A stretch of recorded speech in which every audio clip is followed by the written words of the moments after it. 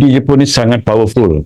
Hari tu saya dah share dekat TikTok yang lepas-lepas, kalau price dapat new ATH, lepas tu nak ambil TP dekat mana, tak tahu nak buat kat mana, buat saja lidi Jepun. Okey, dia macam ni. Contoh 1 hour pada itu hari. Okey, contohnya time frame 1 hour. So korang tengok dekat sini 1 hour, dekat sini ada satu zone, dan juga dekat sini ada satu zone. So sini ada satu zone, sini ada satu zone.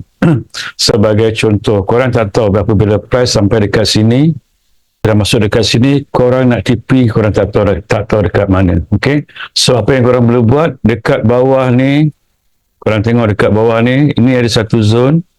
So korang just buat je, ambil dekat sini trend line ni, korang markingkan dekat sini, nampak ni zone to zone, dan kemudian korang tarik dekat sini, nampak?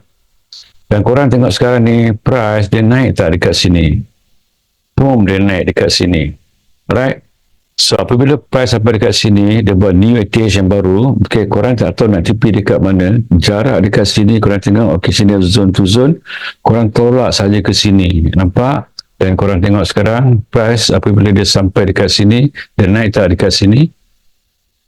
So apabila price buat new ATH dekat baru dekat sini, korang tak tahu nak TP dekat mana. Okay, korang ukurkan satu zone, okay, zone to zone, korang ambil DD ni, korang tolak je ke atas, dekat sinilah korang ambil zone untuk korang TP. Nampak tu price dia datang dah dekat sini, betul dia datang dekat sini, nampak ni 1000 pip. Okey, sekarang price dah sampai kat sini, korang tak tahu nak TP kat mana. Seandainya sekarang ni kalau dia break dekat sini, simple saja. Apa yang korang perlu buat, okey, buatkan satu lidi je pun dekat sini. Okey, kemudian, okey, sekejap, kemudian kalau korang nak swing, korang tolak dekat atas.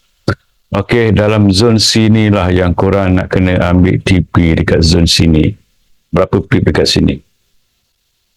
Dia boleh pergi lagi dekat almost 1000 pips, guys. Alright, so buat korang-korang, kalau korang confuse sangat atau nak ambil TP, TP dekat situ. Alright, itu saja. I'll see you. Assalamualaikum.